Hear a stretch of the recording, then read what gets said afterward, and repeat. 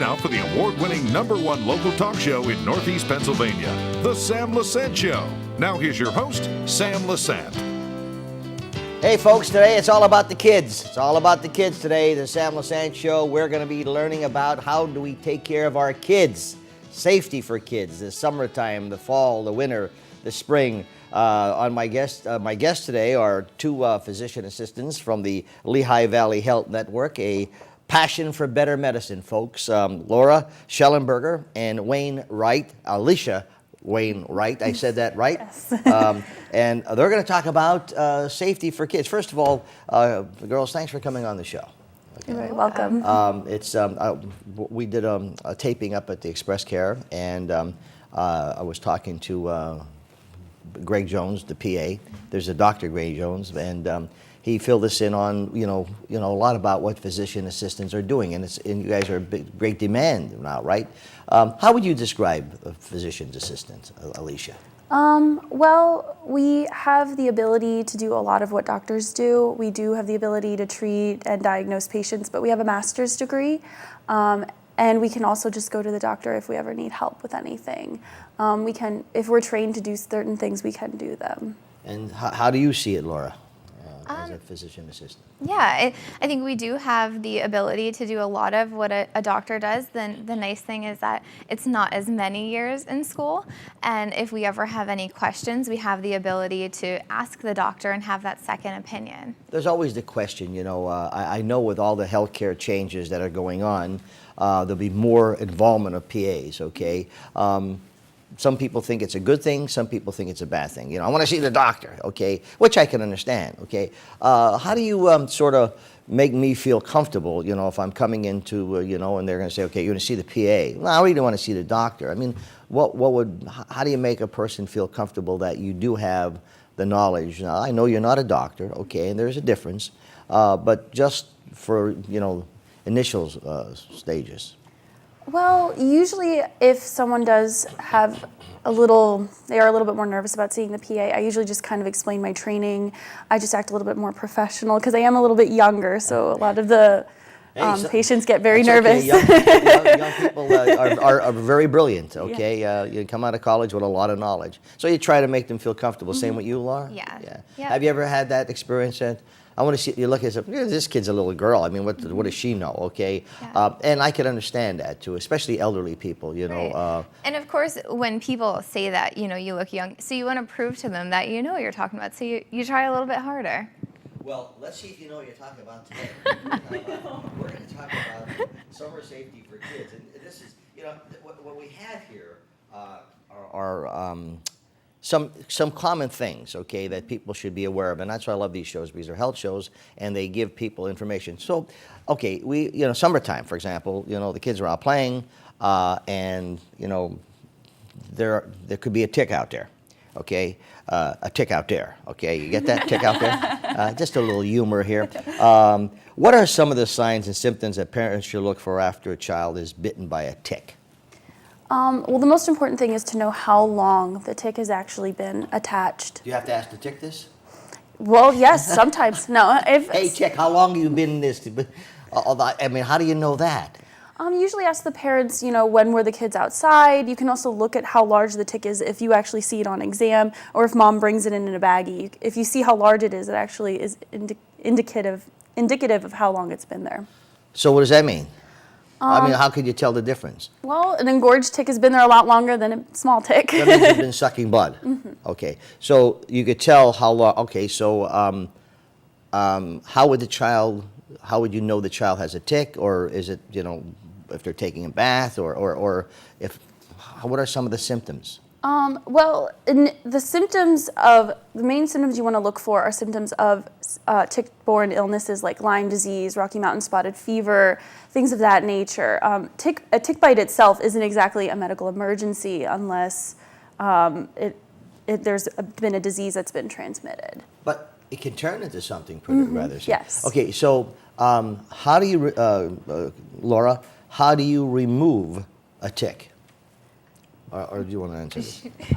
Alisha. The most effective way You'll get the talk, per I'm sure you will. CDC, per the CDC, is to actually take tweezers and go to the mouth of the tick and pull it up upward. Don't twist, don't like twist around, and don't burn it off. A lot of people burn the tick off. They try to do that.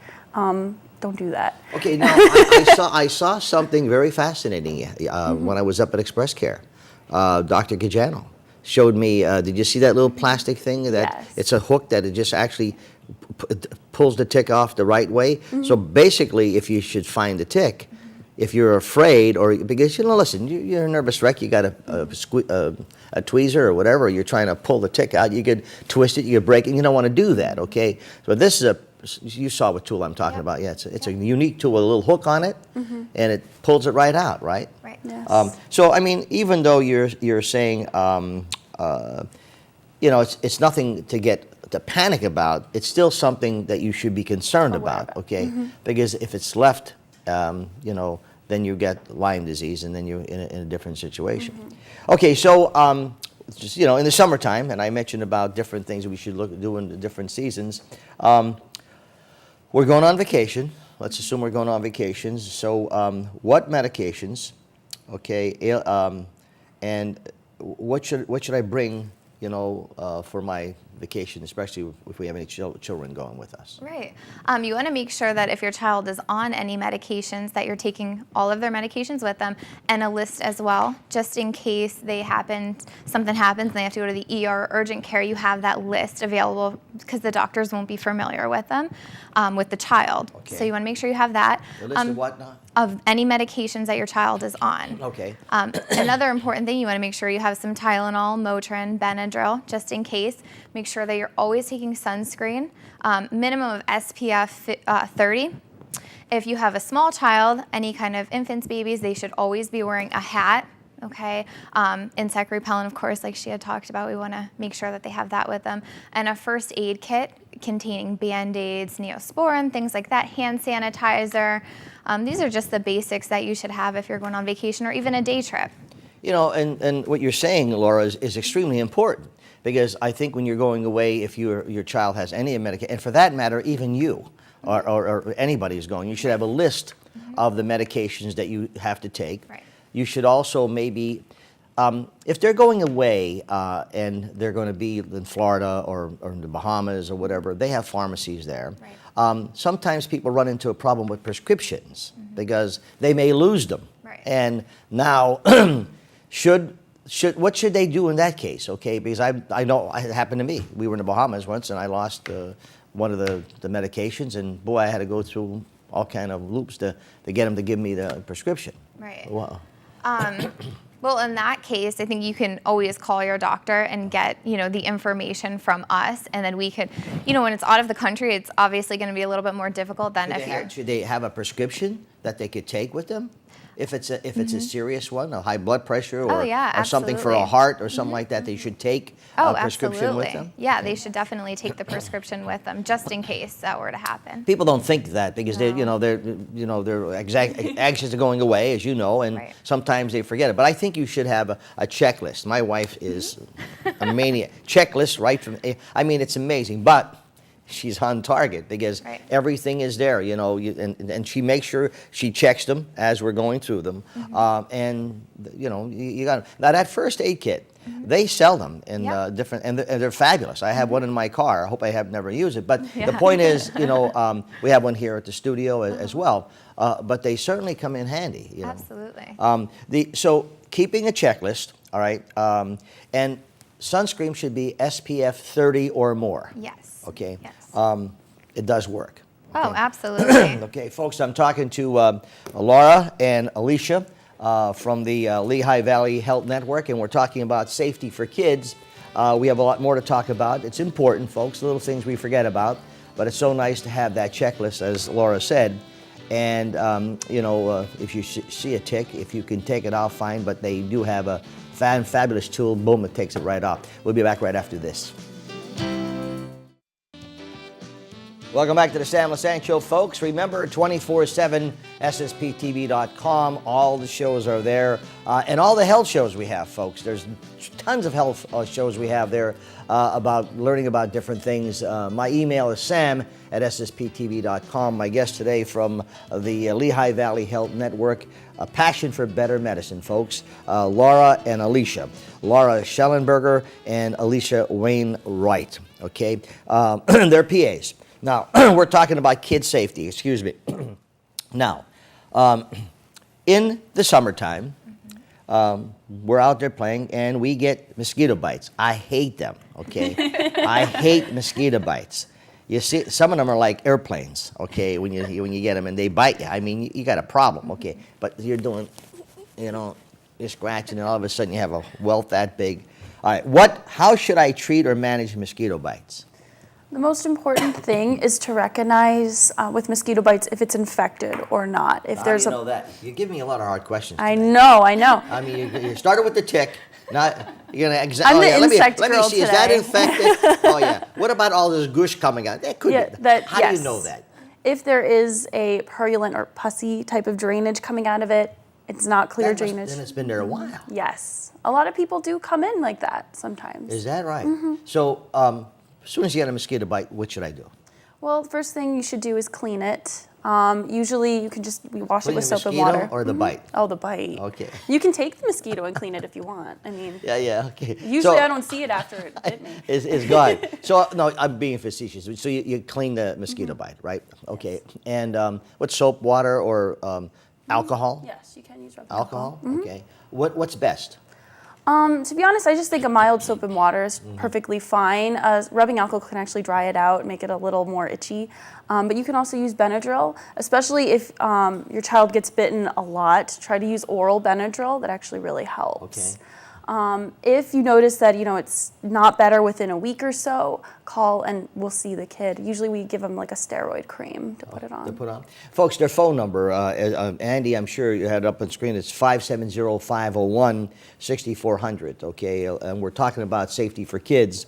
We've got two trained physicians here, physician assistants, and talking about, so it's important, clean the mosquito bite, make sure that you take care of that. Laura, what are signs of dehydration in the children? Okay, so the simple first sign that you're going to notice is your child's going to complain that they're thirsty, okay? It's really recommended that if your child is active in sports or they're just playing a lot outside, that they're drinking something every 20 minutes. The best things for them to be drinking would be water or some kind of sports drink that contains electrolytes, but you always want to be cautious of how much sugar is in there. Definitely avoid soda and juice when they're playing outside. It's not really going to hydrate them all that well. When it's the hottest parts of the afternoon, you want to make sure that they're either in an air-conditioned area or in a shady place. Some of the signs that you're going to see with dehydration would be dizziness. They would be really tired, like fatigue, lethargic. They might be crying, but there's no tears coming out. Their mouth is really dry. They're not urinating as much. If they are urinating, the urine might be darker than normal. The heart rate could be faster. And if it's in a severe dehydration, they would be really warm, but they're not even sweating because of how dehydrated they are. So you want to just, avoid it. Make sure that you always have some kind of drinks outside when they're playing. So, I mean, what happens is, my grandchildren are always at the pool, or they're always activity. So if you're out the pool, how do you regulate that? I mean, because they're swimming, they're having fun, or how do you regulate that? You should have a certain time saying, okay, Mason, Alyssa, Isabella, come in, it's time for your water, okay? And I totally agree with you. I think water is the best, because they put all these sugars in these kids and they're flipping like crazy. You want your kid to get flipped. Here, drink all this Coke. It's good for you. No, but the point is, I mean, nothing wrong with soda, but so you should have your child, no matter what age, okay, drink water at least every 20. How much water should they be drinking? Well, I mean, it depends on the age of the child and how active. So say they're, on the football team or cheerleading or whatnot during the summer, then every 20 minutes they should be drinking. If they're playing in the pool, it might not be as necessary to do that. Maybe then you can do like every 30, 40 minutes. It depends on how active they are outside as to how much, fluids they would need. Yeah, I see what you're saying. So if they're doing activities, for example, my granddaughter's cheerleader, so so she should make sure she's dehydrated. I mean, she's doing something to prevent dehydration. Right. So basically, you say that it could be a headache or it could be a little dizziness or whatever. Dizziness, feeling tired, irritable, they're just not urinating as much. You see a lot of that? In the summer, mostly in the summer, do you think? We don't really see a lot of it. Our triage nurse actually answers the phones, and if our kids are not urinating very well, she immediately says go to the ER because they will need IV hydration at that point. Is that right? I mean, that's really gone then. Right. Yeah. So the ER would probably, I'm not sure how much they're seeing there. Okay, speaking of the pool, okay, it's always a fear, because kids sometimes just do things, they get crazy. Yeah. How do I protect my child in the pool? Okay. So the most important thing is making sure that there's always an adult there when the children are swimming. Regardless of how old they are or, their swimming capabilities, there should always be an adult there. And something else to point out is making sure that the adult that's supervising knows how to swim themselves, just in case something were to happen. They do recommend that you have at least a 4-foot fence surrounding the pool with a latched gate so they can't get in. They actually do have alarm systems now so that if the child does get in there, it'll set off the alarm and you'll know. You definitely want to make sure the kids aren't riding a bike near the pool, no running near the pool, no electronic devices like iPads, phones, no video game systems, nothing like that, and making sure they're not diving into the pool. Not unless they're at a professional pool. Yeah, you're talking about pools that are around the homes. Okay, right. And sometimes people don't even think of those things because it's a backdoor pool. It's Right. And they're out there, and the kids are. I'm going to go out in the pool, Mom. Okay, fine. And there's been some tragedies, as we know, where kids have drowned in pools, and it doesn't make any difference sometimes how high the water is. Right. Correct. I mean, you could drown in a foot of water, for Right. that matter. So again, making sure that there's supervision. Now, the iPhones. You said iPads? Anything. You don't want any electronic devices around the pool. No, what?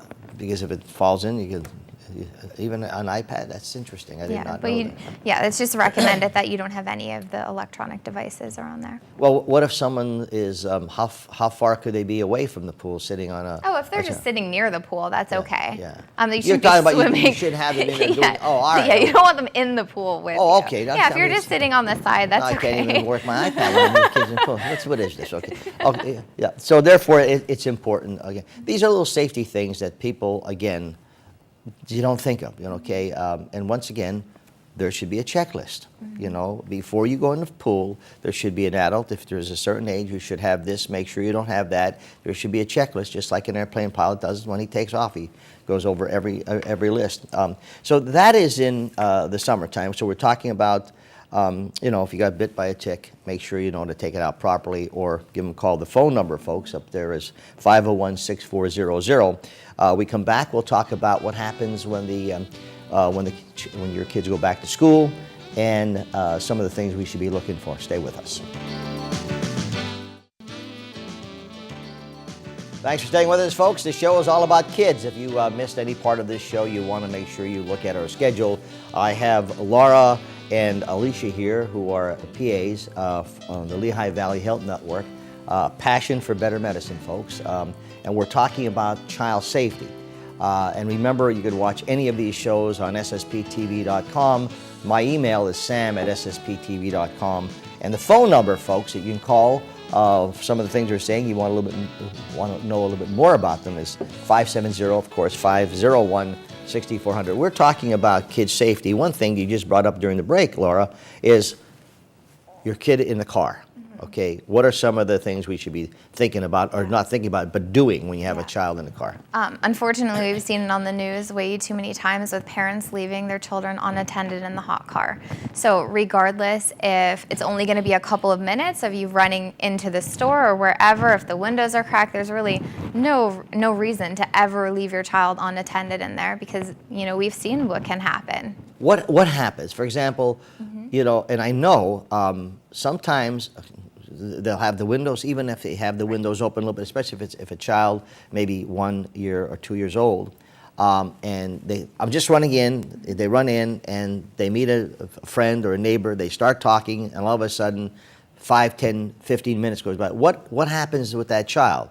Dehydrated, or what happens? Right. So as we were talking about earlier with the dehydration, which can lead to eventually a heat stroke.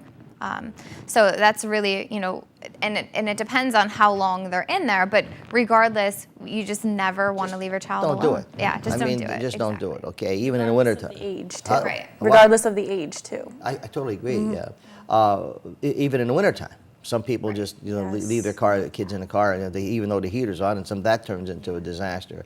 What happens is you get caught up in different things and you forget. So never leave your kid in the car. Have that checklist, okay? So we're coming in, kids, if they're back in school already, or if they're going to school, what are some of the things parents should be thinking about? Well, the most important thing is obviously vaccinate your children. Make sure that they're completely vaccinated before entering school. A lot of the schools around here actually send us a physical and everything, that we have all the kids vaccinated before they enter the school system. But make sure that they have their flu shot. I mean, that's not necessarily it's more of a optional shot. Mm-hmm. So, but make sure they have it. It's really important. Mm-hmm. And then we come into wintertime, where you should make sure that you are properly clothed and warm, correct? What are some of the things you see in the wintertime, cold weather, which I hate? Well, just make sure that your child is, wearing a nice winter coat. If they are going out to play in the snow, make sure they're wearing snow pants. They don't stay out there too long because they can get frostbite. Yeah, make sure they're always wearing gloves as well, and a hat. And especially with the babies, especially any newborns that are born in November, December, January, around that time, you want to make sure that you're really bundling them up, before even just taking them to the doctor's office. Yeah, it's sometimes you'll see a parent, with the child in the wintertime. Maybe they have something on, but there's not really, it's like, your kid's freezing. So these are some of the things. So again, child safety is very important. Looking for ticks, right? Just to review, what should we do if we find a tick? Well, like I said, you can remove it yourself, but if you don't feel comfortable, always call us. Make sure that if you do see a rash within 3 to 30 days after the tick bite, call us right away. And you have that special, I saw it yesterday, it's perfect. It just takes it right off. And what are, again, for when you're going on vacation, Laura, some of the things we should be thinking about? Yeah, making sure you're taking your child's medications along with the list of the medications, Tylenol, Motrin, Benadryl, a first aid kit with, Band-Aids and Neosporin, making sure you have sunscreen, insect repellent. Those are going to be your most important things to have. And of course, if we have a mosquito bite, what should we do? We should always, if it's really itchy, take Benadryl.